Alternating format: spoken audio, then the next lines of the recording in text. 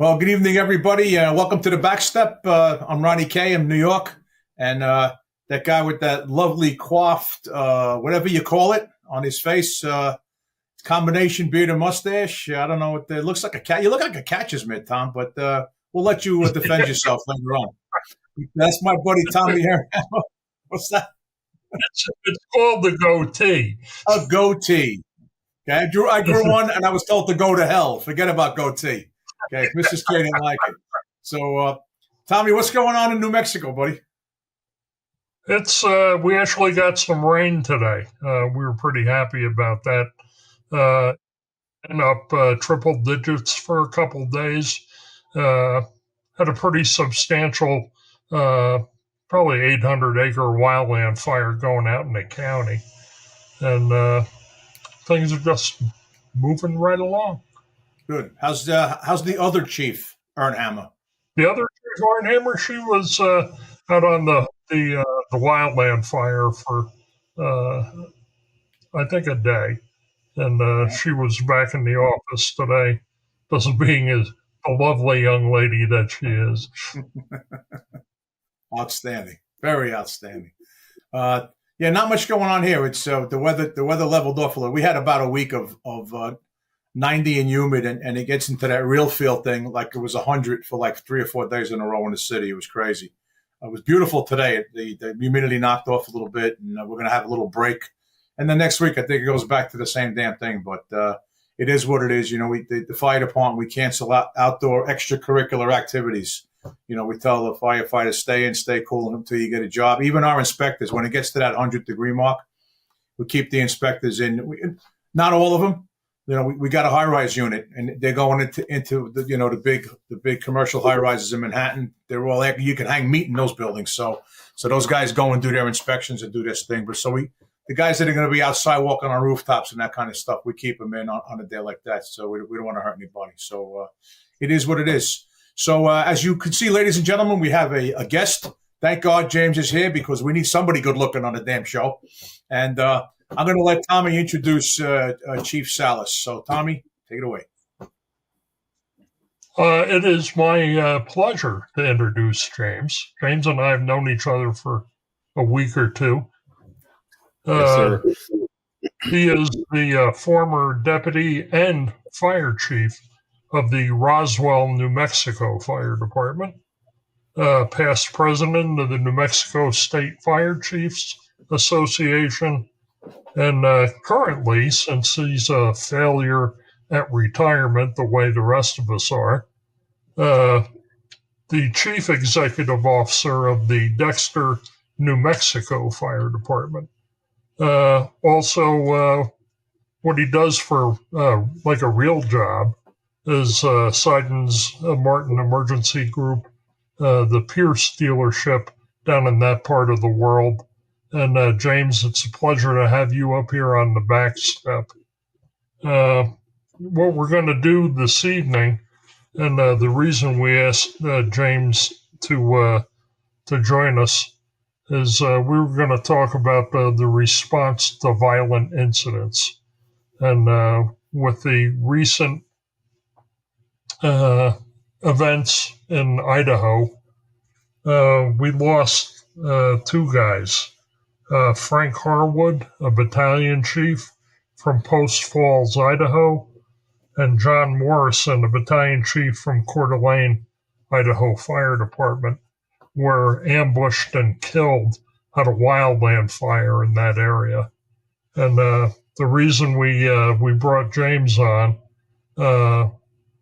unfortunately, Roswell suffered a line of duty death back in 2002, when the then fire chief Lewis Jones was shot and killed when he went to go check on a homeowner from a structure fire. And I'll let James kind of get into the particulars with that. But James, good to have you here on the Backstep. Good to see you. Gentlemen, it's a pleasure to be with you guys. I appreciate the invite, and it's it's a sad thing when, we have to worry about when we respond to calls that, somebody's gonna take a shot at us or take our lives, for something that's not called for. As Tom said, I was unfortunate to be part of a situation here in Roswell where our fire chief, Lewis Jones, was shot and killed responding to a structure fire on a Friday night. We got called out for this structure fire about 11:30 at night on a Friday evening. We'd had a pretty eventful day that Friday. We had celebrated most of the day. Chief Jones had been at the city council meeting the night before, and he had successfully lobbied the city council to give us 6 more firefighters in our attempt to take over the ambulance service. And we were working pretty diligently trying to take over that because it was a third-party vendor that was doing the ambulance service for the city at the time. And we celebrated all day. We had a really good day with Lewis. He was in a really good mood. But the reason Lewis was there, we had just had an ISO inspection, and one of the things that they faulted us on was not having enough personnel on scene for structure fires. So Lewis had changed our run response, and all the chief officers were paged out for structure fires to add extra personnel and to put personnel on the fire ground responding to those incidents. At the time, I was the chief of training and safety for the department, and I was automatically paged out irregardless for those incidents. But we didn't have all the chief officers there like we happened to have that night. And Lewis arrived on scene. We had a structure fire that was fully involved. A gentleman had been in a fight with his girlfriend, and he poured the house with accelerant. When he went to light the house off, he had poured so much accelerant on it that it flashed and the house blew up, burned him from head to toe, and actually blew him out in the street. When the explosion happened, the people in the neighborhood came out. The gentleman across the street that lived across the street from the house found the assailant in the street, burned. He took him inside of his house with his family. Our guys arrived on scene. They had a fully involved structure fire. The house had already pancaked on the ground, and the guys were starting to engage the fire. EMS arrived from the private ambulance service, AMR, and Lewis was pulled on scene shortly after that. When Lewis arrived, he went to the battalion chief and asked the battalion chief, what he needed him to do. And Chief Washchek told him, hey, there's a victim in the house across the street. We're sending crews over there to go check on him. Why don't you go in and find out if there was anybody else in the house? So they proceeded to go in. There was an AMR paramedic that was in the door first. And let me back up just a little bit. This guy, when he went into the house, he went to the bathroom and put a 9mm pistol in the bathroom, had hid it down the hallway. And when he started hearing all the sirens and law enforcement arriving on scene, he retreated back to the bathroom and got that pistol. AMR, one of the AMR EMTs, Steve Lovato, was the first one in the door. This guy, the assailant, shot Steve and killed him immediately. Steve fell. Lewis was right behind him. When Lewis went in the door, he also shot Lewis. Lewis fell. Everybody else retreated. But our guys managed to pull Lewis out of the front door and drag him out in the yard and started working on him. They also retrieved Steve out of the house and again worked on him. This guy that was in the house, unfortunately, ran into the living room. The man that had took him in the house was sitting on the couch with his son and daughter and his wife. And this guy came into the living room. When the guy started shooting, the dad rolled over on top of his 2-year-old son. And this guy came in the living room, shot him in the back of the head. The bullet went through the dad and struck the young boy in the neck, leaving him paralyzed. He then took the daughter hostage, took her in the back bedroom, and held her back there for a time period. I'm not exactly sure the time period, but he ended up taking his own life and let the little girl go. Lewis was transported to the hospital and then was almost immediately flown out to Lubbock. Lewis lasted about 10 days. He died on March 26th of 2002 from the injuries he sustained during that incident. Obviously, this changed our department immediately. We never suffered a loss like this. And it changed the way we did day-to-day work. I remember days when I was on a truck, we would beat law enforcement there to most scenes, and we didn't hesitate to go in. There's times I remember moving knives away or moving guns away when we were working on people, and we never thought anything different until that day, and it changed us forever. James, I'm just curious as to, and I think I know the answer to some of this, but what kind of an impact did it have on the department as a whole? It changed our department. We had a pretty close department at the time, and I think it brought us closer together. I think we watched out for each other more as chief officers. We changed the way we did things. Instead of engaging in operations like we used to, we would respond and stand back and watch what was going on, watch our people's backs, because of that day. And I know it had an impact statewide. Lewis was well known throughout the state. And we had a lot of people reach out to us asking, what are we going to do? And we shared our new SOPs at the time with departments on staging. We implemented a level 2 staging program where any incident that dispatch deemed that it was a violent incident or there was firearms or weapons involved, our personnel would respond non-lights and siren and stage a block away until law enforcement cleared the scene. And that protocol is still in place today. It's in place countywide. We still honor that, and I believe it's kept our guys from getting injured in some instances. As you're telling the story, I'm thinking about when I met Lou in 2001, about 8 or 9 months before he was killed, and just the nicest guy in the world, and just a sweet big dude.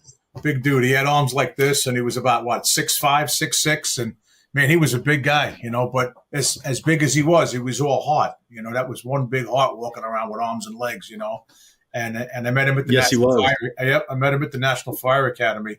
But as you tell the story, because I've heard the story, a bunch of times, basically, in meeting Lou, as the gentle giant that he was, I'm thinking the story is as fresh now. These things never go away, what I'd like to do tonight, we talked pre-recording about, dedicating this show to Frank Harwood and John Morrison. And I think Lewis Jones, I think we dedicate this to Lewis also in his memory.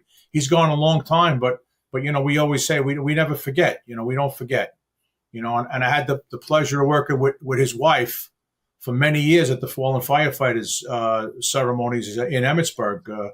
She came every year. She worked with Chief Matt Tobia and with the family escorts and all that stuff. So I think we dedicate it to these three guys in their honor, and all the brothers and sisters who fell in the line of duty. We lose EMS people all the time. Most of these violent incidents, when you look at it holistically, they're usually patients in an ambulance or in a house. The patient doesn't want to go, right, or they snap and they grab a weapon and they stick it into an EMT or a firefighter EMT or a medic, and so. But this as soon as this happened the other day, the first thing that clicked into my mind when I heard Coeur d'Alene, Idaho, was I thought of Rick Lasky, because he was the chief up there for about 2 years. And then right after that, West Webster, New York, and interestingly enough, the way time goes by, I'm thinking, West Webster, that was only like 5 years ago. It was 2011. So, the time just seems to go. But these Time things, these don't go away, and I'm sure for the department. And we were just starting to talk about, how it affected the Roswell Fire Department. James, if you can kind of elaborate a little bit more on that, how the department was affected, and if you made any changes, or if there were, personnel who couldn't cope or whatever, we'd be interested to hear that.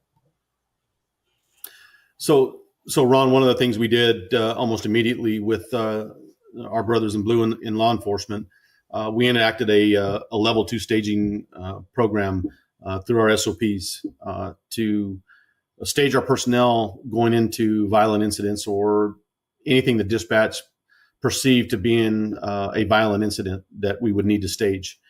If there was a shooting, stabbing, an altercation, domestic violence incident that we were dispatched to, our people would respond, no lights and siren, and stage about a block away to the incident until law enforcement cleared the scene for our safety, and then they would proceed in and do their work. One of the other things that we also did as chief officers, we would respond and just kind of stand in the background and watch our people's back. Law enforcement would be busy talking to, the family members or whoever was there. And, we as the chief officers would go and we'd stand in the background, and, obviously we'd help the guys if we needed to, but most of the time we'd stand back and just watch and be another set of eyes to protect them while they were busy and not paying attention to their surroundings. So that changed quite a bit. Our guys suffered quite a bit during that time frame, and we did this to honor Lewis and to protect our guys. Currently, one of the things that we did in our recruit classes is we always talk about that incident with our new guys. Number one, so that Lewis is never forgotten, and number two, so they know what we went through and things that they need to expect doing their job. So that they're not caught off guard if something does happen. And I think we need to do that. A lot of times what I've heard from colleagues and friends and even fire service people, like, when is the New York City going to stop having a 9/11 ceremony on 9/11? Isn't that conjuring up everything? And I said to this guy, think about the enormity of what happened that day. This one particular, this guy's he was a cop for a long time. He's been a volunteer fireman his whole life. And he says, no, I think it's time we stop, and I said, no, well, it's not going to happen. I mean, it could, because, that was such a big thing. When we have probationary firefighter classes at our academy, there are two pieces of steel next to one of the buildings with a chin-up bar. And they do their calisthenics on that bar every morning, and that's just a small one of many, many monuments to the guys that were killed that day. So every probie class that comes through, they're doing chin-ups on that steel, and that kind of stuff. And I don't think we're supposed to forget. I really don't, especially all the time, that I put in and Tommy put in with the National Fallen Firefighters Foundation. So by you locally, just in that one department, telling Chief Jones's story to the next group of guys, they weren't here, they don't get it, but they need to hear it. I think they need to hear it. I think that's a good thing. Our firefighters see that every time they go to our training field. The training field was named after Chief Jones. It's the Lewis Jones Training Center. So rookies from day one, they see his name. Our ongoing training with the department, our guys see his name every time they cross that threshold. So Lewis is never forgotten for the price he paid for us. And it's unfortunately that we have to honor him in that way, but he's certainly not forgotten by our personnel. James, I'm just curious, and I know I think unfortunately we've had to get better at getting good information from dispatch at the get-go, that there might be a potential for violence at the scene, and to have units staged prior to arrival. But what about the incident where you do arrive on scene, you go in, you start working, and the incident basically goes to shit, and you're dealing with a violent situation? Did you guys try to come up with something in your protocols to what the company officer should do at that point? Yes. So we came up with a call sign on the radio. If our company officer or any one of our personnel deemed that they were in jeopardy, all they had to do was get on the radio and say, Engine 2, Roswell, code 2, our location, and that was our way of alerting dispatch that we needed law enforcement there immediately. There's no questions asked. Dispatch is not going to call and ask, well, why do you need law enforcement? They are automatically dispatched to that incident, code 3, for our safety. And then the other thing too is, our guys were empowered to back out of a situation if they didn't feel comfortable and they thought that things were escalating beyond their control. We gave our company officers that autonomy to back their crews out and back down the street if they had to, level 2 stage, if they deemed that it was enough, it warranted enough to do that. But James, I wanted to ask you about the training side of this thing. How much training is enough? When you look at training holistically, we're always looking at, and it raises its head very quickly, very often. Back to basics, and we get that. Hitting the hydrant, stretching the line, getting the ladder, all that. Creating that muscle memory, sets and reps, and all that stuff.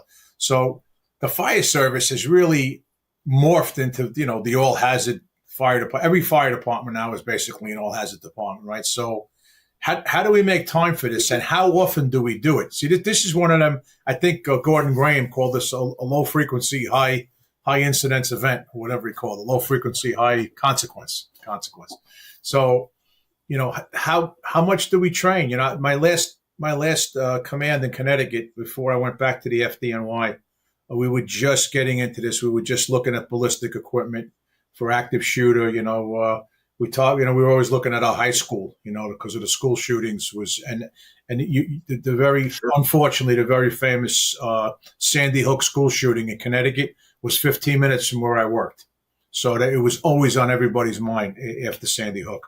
But we were just getting into it, and we started setting up some training, and we were getting the guys, and talking about the task forces with the cops and all that, how to move through the building. And then I left that town, and I was off for a while and went back to the city. But we were starting to talk about, well, how often do we do this? There's so much stuff that you got to cover. You have the required stuff by OSHA. Bloodborne pathogens. If I see that video again, I'm going to kill somebody, right?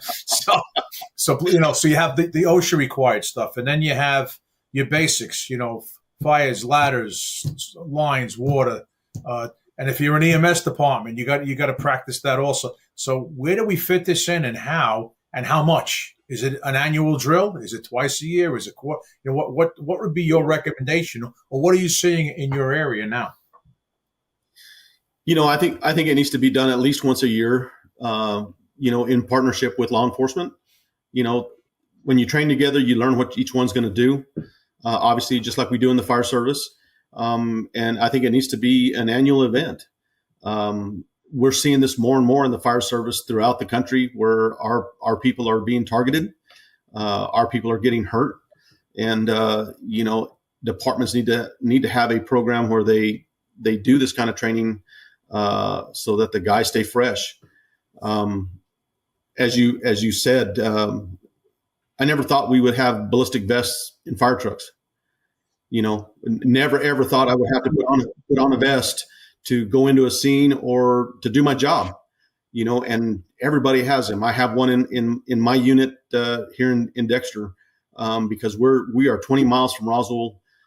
Most of the time there's only one police officer on duty in our small little community. And we know if something happens in our school that, we're going to be going in with the law enforcement officer if something happens. It's unfortunate that we have to carry firearms in our unit to protect ourselves, in our small community, but we are so far remotely away from other law enforcement resources that, we train with our guys to back them up, because we're it. And, but most departments don't have to do that. I know City of Roswell, they have their vests that are issued to every personnel. They received a grant for that. And, the guys train with those constantly. When they had the concert shooting in Las Vegas a couple of years, and that guy was up on the 20th floor picking off people in the yard. I spoke to Clark Lamping as a captain in I don't know if you know Clark. Clark Lamping is a captain in Clark County. We call him Clark from Clark. And what's the chances, right? Clark from Clark. So I made contact with him afterwards, and we had him on the show. And I forgot when that must be 7 years ago already. I'm thinking the time goes by quick, And he said they knew, the Las Vegas Strip, which is not in Las Vegas, it's in Clark County, right? So, but the Clark County fire and the Las Vegas fire, they knew they were target rich for something like this, and it was easy. They didn't even have to look in the crystal ball. They said it's going to happen here. And they got together and they got the right equipment. And he said, they drilled with the police like it was going out of style. For initially, they were doing like every other month or something, or every 2 months or 3 months or quarterly. He said, but when this happened, they were ready. They were absolutely ready.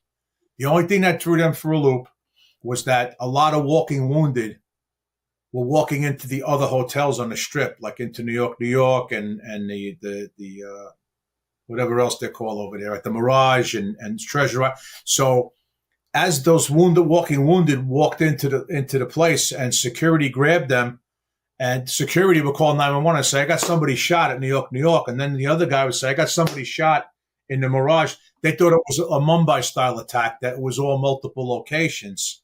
So the city services and the county services thought they had a Mumbai on their hands. But turns out it took about 15, 20 minutes when they realized these were walking wounded and they were just going for help. But they said they drilled and they were ready. And that always stuck in the back of my head. I was pushing my police chief in that town that I worked in Connecticut. We've got to do this. And his answer to me was always, we'll handle it. We'll handle it. I said, John, you're not going to handle it. We got to be ready for this. No. I don't think there's any city in the U.S. that's immune from something like this happening. Nobody's immune. No, I agree. We had an active shooter scenario at one of our middle schools where a student brought a gun, and we never thought that it would happen in our community, and lo and behold, it did. Yeah. And it's just like every other community in the U.S. They need to be prepared. Yeah, because we don't know when we're going to be thrust into that situation. That Sandy Hook shooting I talked about, that's a nice sleepy little town in Connecticut, and it's a little remote school behind. It's actually behind the volunteer firehouse. It's on the same road, and all of a sudden, I mean, they were national news, and they still are. There's still a ramification. But so nobody's immune from that stuff, and I'm not sure you can stop it or prevent it, but we got to be prepared for it. That's really the key. Tommy. James, the joint agency training that you guys did with law enforcement and the players that were out there, did getting to see these people up face to face and going through the scenarios, you think that made them better prepared for something if it does happen? Even before this happened, Tom, we had a really good working relationship with both the Roswell Police Department, the Chavez County Sheriff's Office, and the New Mexico State Police. We trained with them on a regular basis. They were in our stations all the time. We knew the guys from personally from coming into the stations and working out in the field with them. So they were familiar faces, and it was easy to integrate that training with them because we knew each other very well. I've been gone for 13 years from Roswell. I can't say for sure how those relationships are, but last week.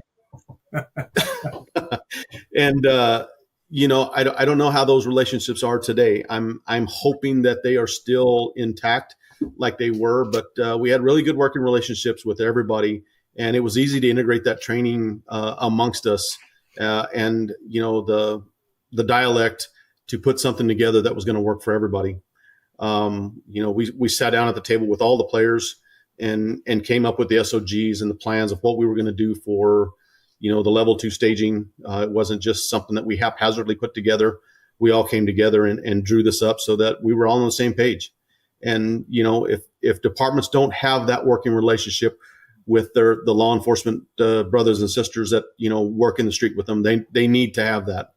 I know some places it's impossible, especially with the big cities, but there needs to be a component where training staff works with the law enforcement training staff to ensure that they're all on the same page when things like this happen. Because at the time when things happen, that's not the time to be figuring things out. That's what I was trying. We always pre-plan everything. I was trying to get that across. I was trying to get that across to my police chief, man, and I kept pushing him, and then I brought it to my commissioners, and then they brought it to the town, and we finally got them to come around, and okay, yeah, all right. So, and then we tried to buy some stuff, and we left it to them. You guys tell us, you buy it for us. We don't know what the hell to buy. Ballistic stuff is your bailiwick, and I just set up a massive training drill. They had a crew from the state. From state OEM and state police, and they were going around doing some fire police joint training. I was just setting that all up when I made my exit from the town, so they went and did some of that stuff. But you got to be prepared for that, like anything else. The cops, they train for all their stuff, and we train for all our stuff. But this is a joint training thing, and if you're not ready, it's funny. One of the things that we came up with, like he said, when we finally convinced them, he said, what about command? He says, you guys are experts at that. You set up command. You got your car. The hatch is open in the back. You got all your radios. He says, we don't do that. We say, Frank, Charlie, go around the side. Tommy and I are going to go over there. We're going to kill the guy. That's it, right? So we said, okay, we'll set up. We in writing, we put this in the plan. The fire department will set up a field command post, and all the incoming mutual aid police departments into the town are going to report into that command. And then you're going to have somebody with us from the police department, from the town. We're going to check those guys in for accountability. And then your cop will talk to those cops and say, all right, I need 5 of you guys, put your ballistic shit on. We're going to take you up to the back door of the school or whatever it is. So I said, so as they pulling in, like it's because you'd like to think it's going to be organized, but as somebody once put it, it turns into a y'all come. Right. So y'all come. All right. So everybody's coming. Right. Right. So now they're all running wherever toward the school. And so they're going to stop at the fire department command post. All the cops are going to stop and see the guy with the white helmet. We had a good laugh over that. I got to tell you.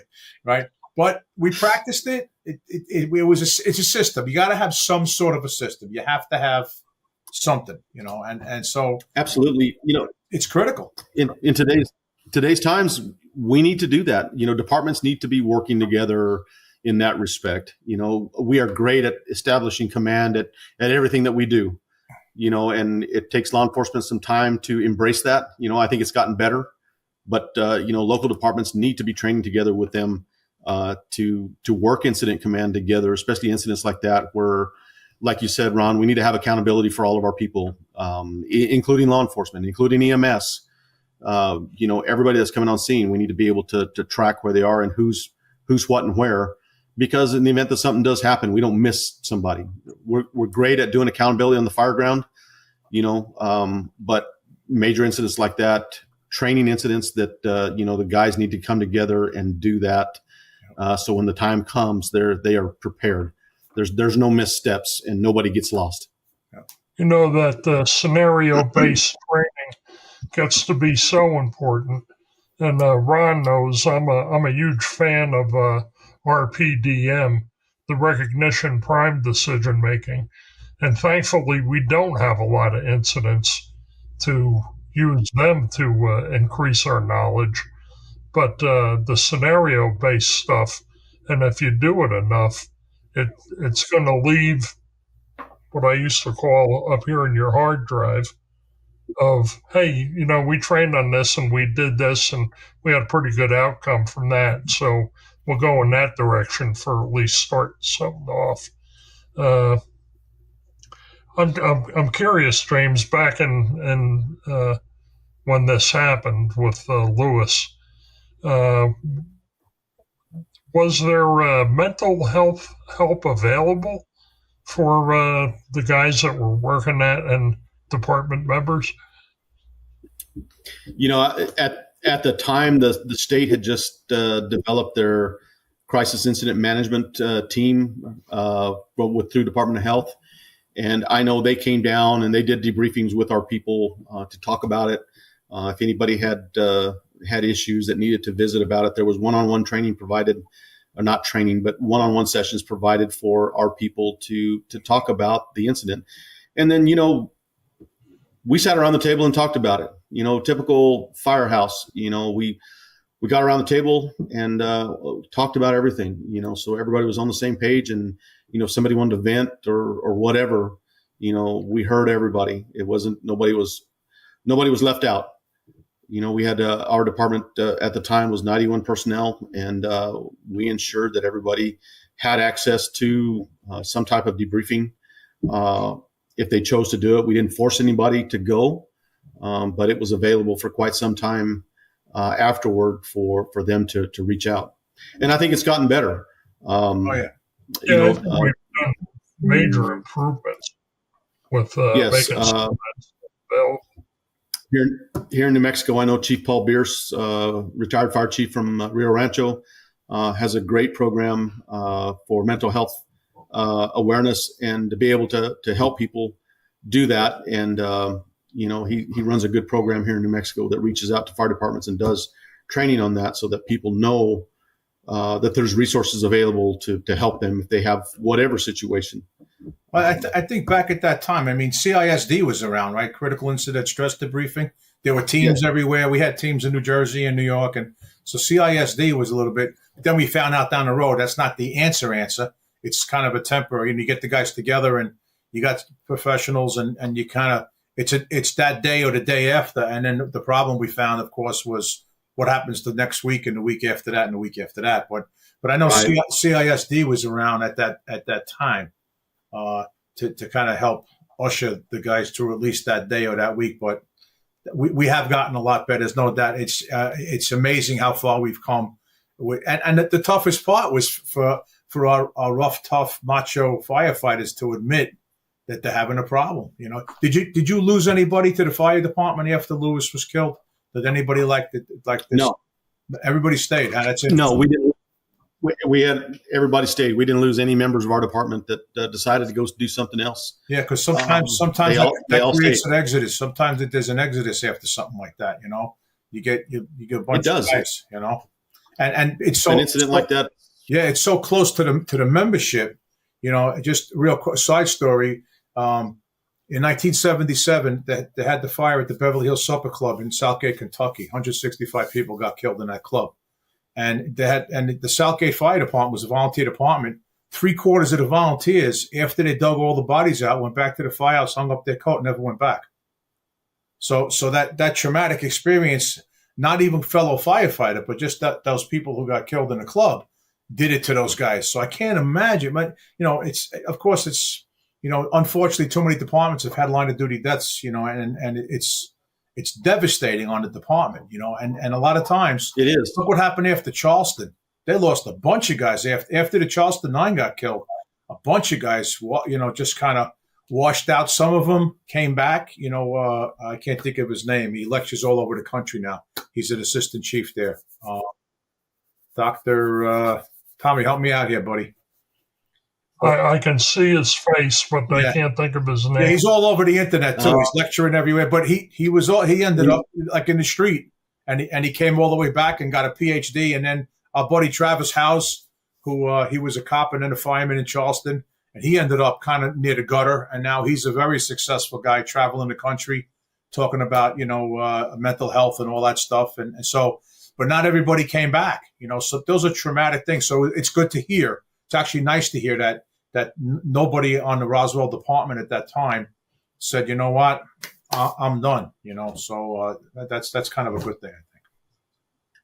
Well, in a lot of the incident that happened in Texas here, week before last, all the responders that are there, I hope that they are reaching out to them with some of the stuff that they have seen. There's a ton of volunteers that have been out there scouring the countryside looking for people. And I certainly hope that those departments have those resources available also to them. When we started putting together what we were going to talk about this evening, kind of forced me to do a little research. Even though I had been involved in I guess you would call it an active shooter incident when I was up in Ignacio, Colorado. It, being a small rural department, we didn't think that would ever happen. And had a guy taking pot shots at one of our volunteers as he was arriving, and a Southern Ute police officer. And we really had to think about what are we missing here? And thankfully, there's a lot of stuff out there that can help you write policy, SOP, procedures, whatever you're putting together. One of my favorite websites to stop at, it's my thought, if I cite my source, it's not plagiarism. There's some great stuff out there, especially on the Phoenix Fire Department website. You can access all of their SOPs online, and you do the search that says change Phoenix to Farmington, and do a little tune up, and you got a pretty good policy. But along with putting that stuff on paper, is you got to train on it. Yeah. And again, it doesn't do any good to have it on paper. Doesn't do any good to have it on paper if you're not doing it. No doubt. And I think we tend to get a little complacent from time to time, and unfortunately, the attack up in Coeur d'Alene really made me think about it again. If it's sitting up on a shelf somewhere, take it down and dust it off and do something with it. You got to keep training. If you haven't seen the last 2 days on Billy Goldfeder's Firefighter Close Calls, there's also some of the documentation that the IAFF has put together on dealing with some of these issues, as well as Alexapol, Gordon Graham's company, offering some online training for dealing with violent incidents. Yeah, Billy posted some IAFF stuff. They have something called FIRST. FIRST is let me see, what is it? Firefighter Injury Research and Safety Trends and that kind of. So they call FIRST through the IAFF. But I went to those links. He put them up on the secret list. By the way, Billy, it's not a secret anymore. Everybody knows about the list, all right? So, James, you know how many emails he sends out when he hits the button? Over 300,000 emails he's got on the server. 300,000 guys he's got in there. But anyway, I went to some of the links. They have a job aid. The IAFF put a job aid out with just kind of a checklist, a quick checklist of what to do, go, no go, that kind of stuff. There's a flyer for training, fact sheet, that kind of stuff. So it's there. It's there for the taking. A lot of the volunteer fire service, they shy away. Oh, the IAFF to pay guys. They're sharing everything. So let's take advantage of that. Right. It's out there. Take advantage of it for sure. Absolutely, without a doubt. I wanted to ask you, James, about specifically. We're talking about training and we're talking about the guys and the gals and the person in the right front seat, the officer, the captain, the lieutenant. What I'm thinking their role has to change now too. So years ago, did you know Bobby Hoff from Chicago? I did not. Yeah, I met Bobby when he was a captain, and he went on to be the chief department fire commissioner in Chicago, and then he retired. And of course, he sucks at retirement like we all do. He got another job being a chief in a small town in the suburb of Chicago, right? But great guy. His brother Ray was in the job, and as a small factoid, when they did the movie Backdraft, in the very beginning of the movie, firemen get trapped on the third floor of a house, and the helmet comes flying out the window. So they knew the guy was up there. That was their dad. That was after that. That was a true ism. That was their father. But Bobby Hoff did a keynote at FDIC, and he said, the person in the right front seat moves the fire service in this country. And all the chiefs in the back. I was in the green room, hanging out with Brunacini, Tom Brennan, Bobby Hall, and all those guys. They go, this guy's crazy. The chief is, you're ultimately responsible. But And he came back and they were raising him for about an hour in the green room and he was done. But I was flying home 3 days later, James, and I got to tell you, he's right. He was right. I called him up. Sure. I said, Bobby, this is Kanterman. I said, you know what? You're right. The guy in the front, right, the person, I keep saying the guy, I grew up with firemen, not firefighters. So the person in the right front seat moves and runs this fire service minute to minute, day to day. And the decisions that officer makes determines the outcome. So how do you think Absolutely. this impacts Every day? the officer? How do you think this impacts the first in officer in the right seat? What do you think? You know, that the first in officer needs to be prepared. You know, it's incumbent on him to be prepared for any situation that they're going to encounter to number one, protect their crew, to ensure that the crew is going to do the job in the right manner. But like you said, Ron, the officer moves and shakes the fire service every day. He moves and shakes that department, that shift, that station, because he's the guy calling the shots. You know, the chief officers have to believe in their company officers doing the right thing out there every day, because like you said, they're the ones that are making it happen every day. The crews have to depend on them. Their crews have to believe in that company officer when they walk in the station for their tour. You know, irregardless whether they're stationed there or if they're a floater, whatever. When they walk in that door to do their tour, they have to believe that man in charge is the one that's going to be calling the shots, and you know they're going to follow him to do whatever he does, and he has to be able to do the right things. He needs to be well versed. You know, we look at we always talk about the 10,000 things the company officer has to do when they pull up to anything, whether it's a car wreck, a house fire, a tank Sure. truck on its side. There's 10,000 things going through that person's head, and now this. So I think that the burden is tremendous on the first line officers today. You know, because again, it's not just fire anymore. We're all hazards. So is it a hazmat job? Is it a fire? Is it a wreck? Is it a flood? Is it fast moving water like they had in Texas? Is it a shooter? Is it a mental patient? You know, who's giving the EMS people a hot? There's 10,000 things. The line officers today, the training can never end for them. They have to be so acutely aware of their surroundings and what's going on. Acutely aware of what's going on. The world is much different from when the three of us drove the trucks. Yeah, you know, it is today than what it was back then. You know, there's a lot more that's thrown at a company officer today than what the three of us dealt with. No doubt. When we were sitting in that seat. And these guys are much younger today than what they were when, you know, we were following our company officers. So they don't have as much time on the job like some of the guys that we worked with and certainly us did. But they're having to make these split-second decisions, and they need to be well-versed. You know, the departments need to be doing justice by these guys and making sure that they have enough training and are adequately prepared to make those 10,000 decisions, as you said, on a moment's notice, because today's fire service is certainly much faster paced than what we dealt with. There's a million things going on all at one time, even on a good day.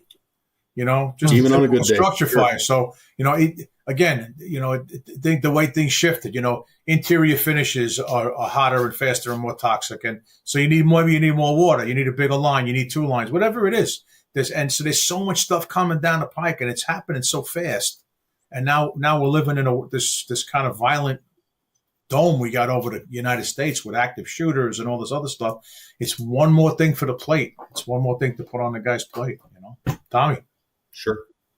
You know, and I'm a firm believer in making sure that we've got the paperwork in place and we're training on what we would do, especially for an active shooter scenario.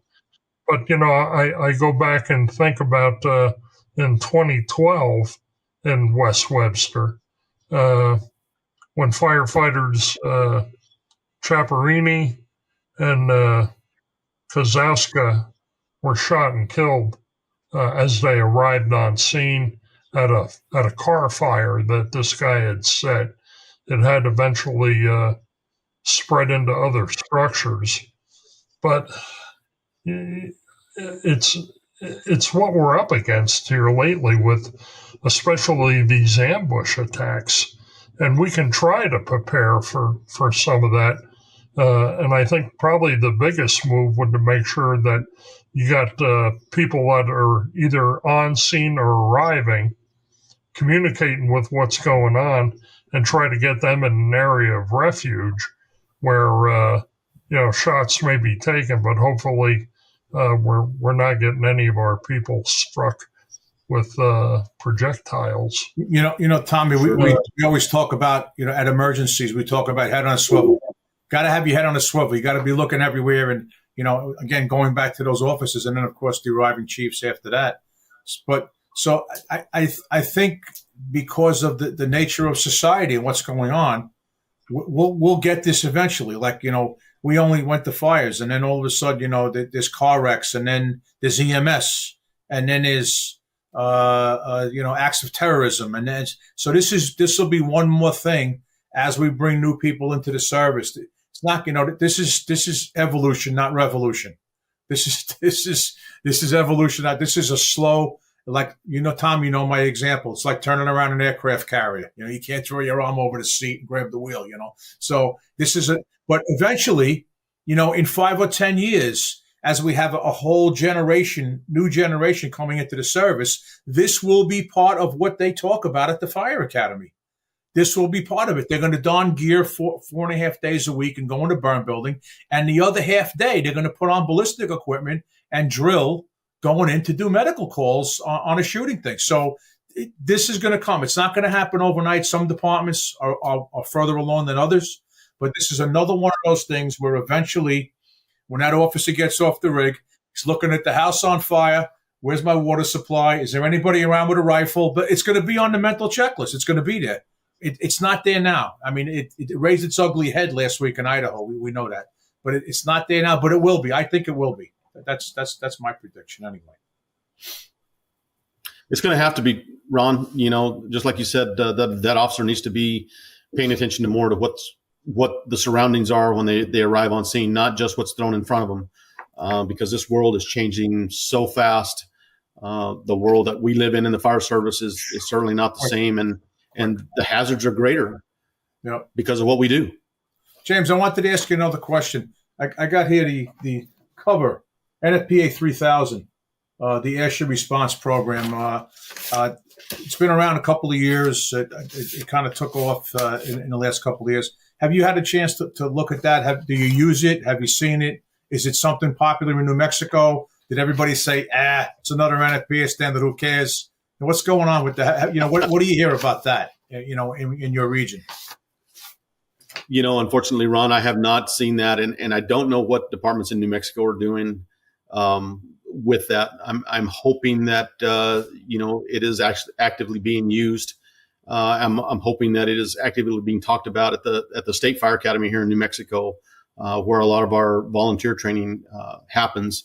And I certainly hope that the big departments, Albuquerque and Bernalillo County, Las Cruces, Farmington, those departments, Roswell included, are utilizing that their training officers are utilizing that to their benefit to make their departments better. It's pretty extensive. And they got chapters on developing a process and a program, risk assessment, planning and coordination, resources, incident management, preparedness, financial management. How about that?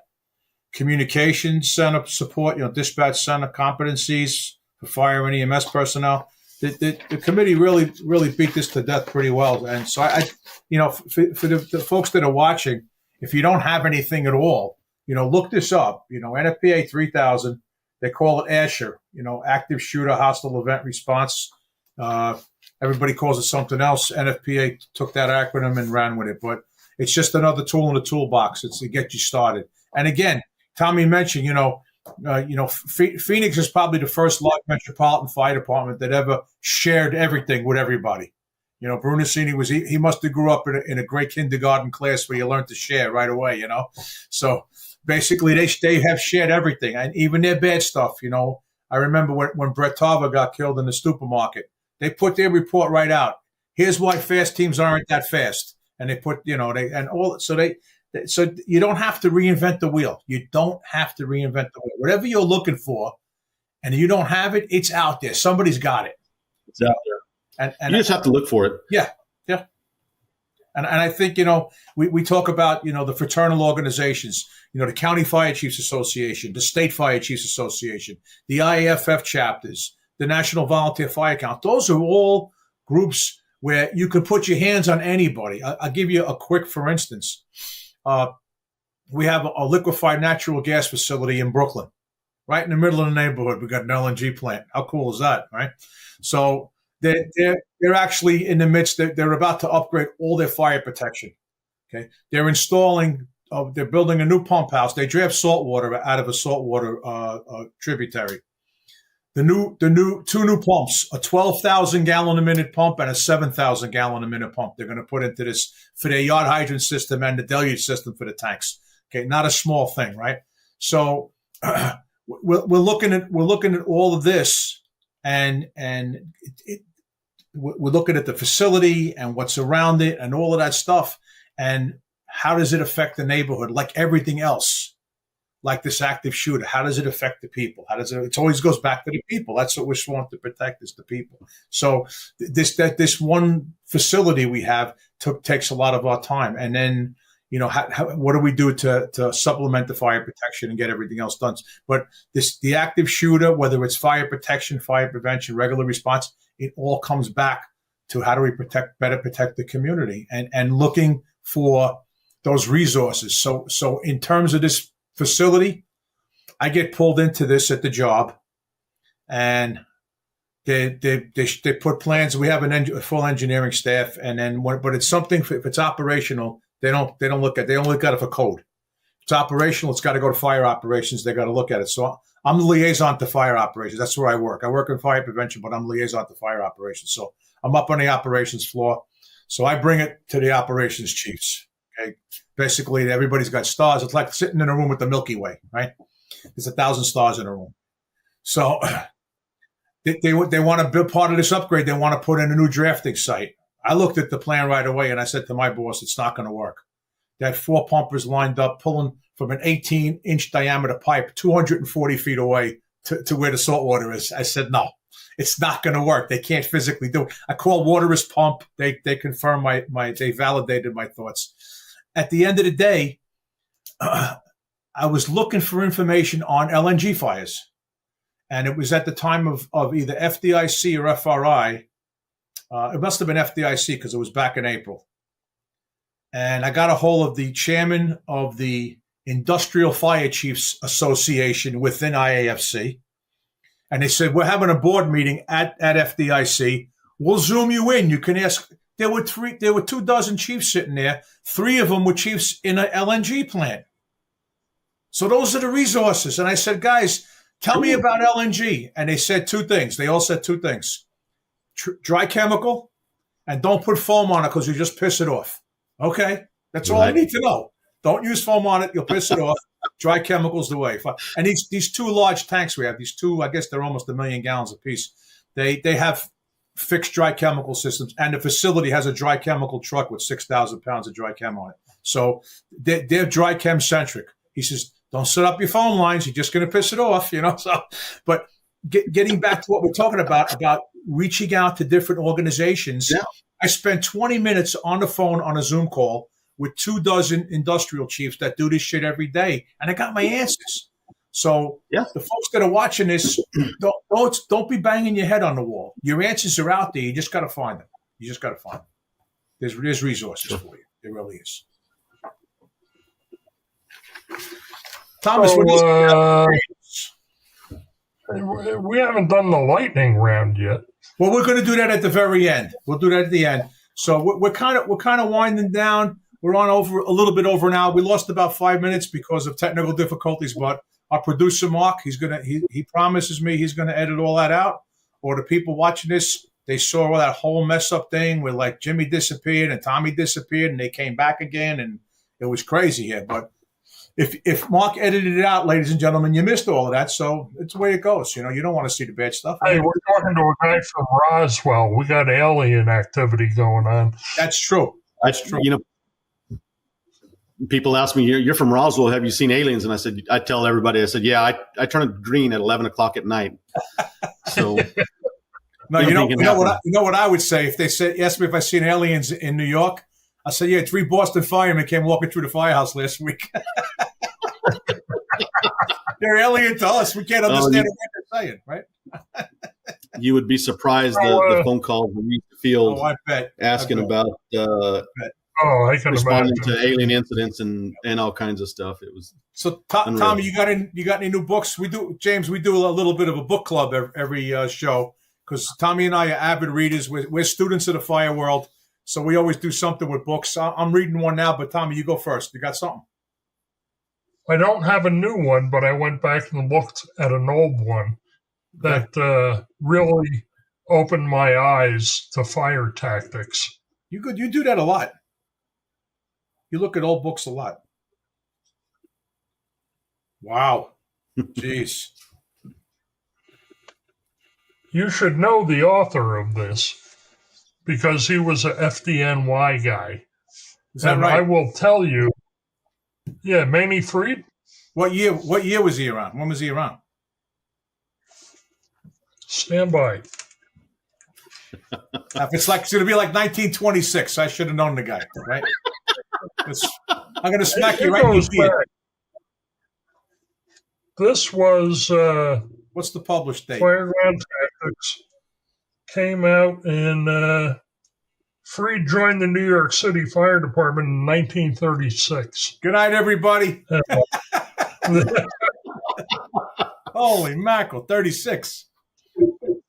This was published in 1972. And if you take what Freed gives you for strategy and tactics and just adjust it to today's manpower, I'm going it's to get books. Still great information. All right. So I'll show you one on the phone. So I sent the cover to somebody. So we all know about the Grenfell Tower fire in England, in the UK. So Peter Apps is an author and a writer and a reporter from the UK. And I'm going back to my shelves here again to see if I have his book handy. No, it's way up top. But he wrote a book called Show Me the Bodies. And it was all about the politics and stuff behind the Grenfell Tower fire in 2017. 72 people got killed. So last week I was on the phone an hour and a half with a three cluster commandant from the London Fire Brigade. We spoke an hour and a half about a whole bunch of stuff. And we talked about that. And he says two of his 30-year retired London Fire Brigade guys wrote a book on Grenfell. Let me show you the cover, Tom. So you get it up there. Hang on. Can you see it? Or it's whited out? It's kind of washed. All right, it's the Grenfell Tower fire, benign neglect and the road to an avoidable tragedy. And what these guys wrote about, and I'm up to like page 150. And it's written brilliant. These guys are like brilliant. I know, just written on a really nice high level. But it's about all the things that led up to the fire, how they lessened all of their codes. How Margaret Thatcher was behind all of that. She deregulated the whole UK in the interest of business and building stuff. And there were like almost practically no codes when they were started to rebuild the UK under her reign. And these two guys, so they wrote all about the events and the lack of regulation, all that leading up to Grenfell. Unbelievable book. I'm in the middle of it now. I read this one 2 or 3 weeks ago. Let's see if this one shows up. The Hamlet fire. This was the North Carolina chicken processing plant in the 80s. Okay.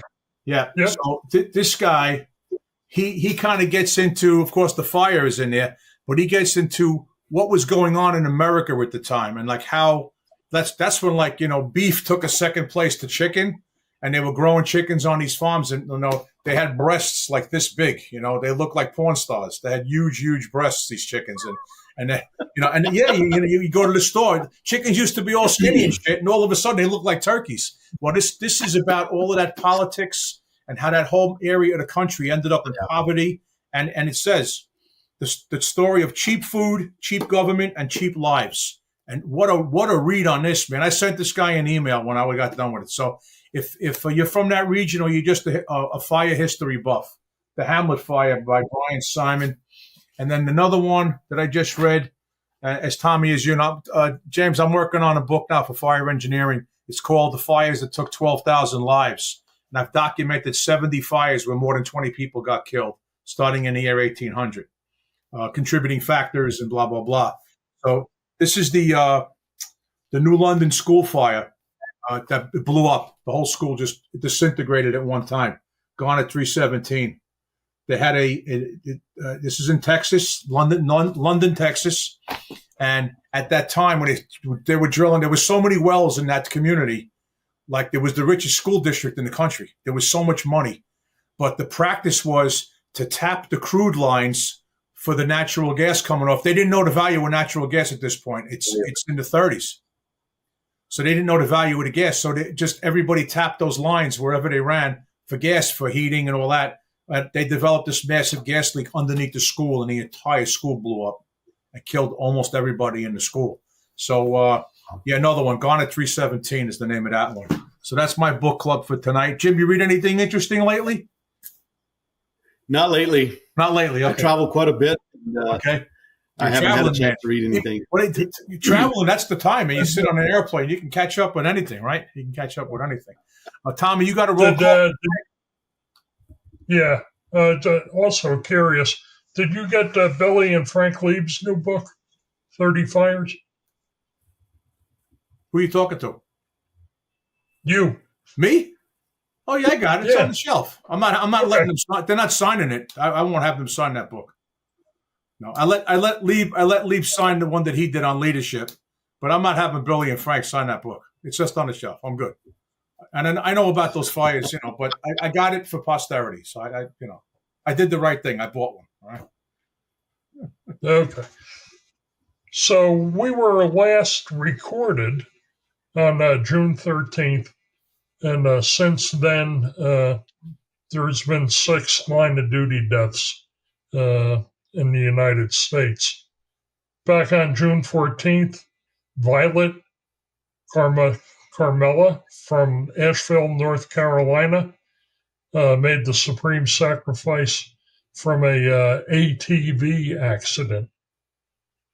Back on 6/25, Michael Reedy from Roanoke, Texas, passed away from a unknown medical after a shift. On the 29th, both Frank Harwood and John Morrison, Frank from Post Falls, Idaho, John from Coeur d'Alene, were shot and killed at the scene of a wildland fire. July 1st, Lee Krause from St. Louis, Missouri, had a heart attack while on duty. And July 4th, James Seatek from Binghamton, New York, passed away from an unknown medical at an emergency scene. As always, learn the lessons that were left for us and keep his families, their families, in your thoughts and prayers. Thanks, Tommy. James, we do that roll call. Unfortunately, we have a roll call every show. Unfortunately. Well, again, we want to dedicate tonight's show to Battalion Chiefs Frank Harwood and John Morrison and Chief Louis Jones from Roswell. This show is dedicated to them. So while we had a serious discussion about violence and responding, we like to try to leave the show on more of an up note, if we can, a happier note. So, James, we're going to subject you to what we call our lightning round. So we're going to ask you a series of questions. We need an immediate answer. Don't think about it. We just want to hear what's on your mind, okay? Ready? All right. What's your favorite color? Red. What's your favorite fire truck color? Blue. Really? What's your favorite late night snack? Ice cream. Okay. What's your favorite firehouse meal? Spaghetti. What's your favorite chain restaurant?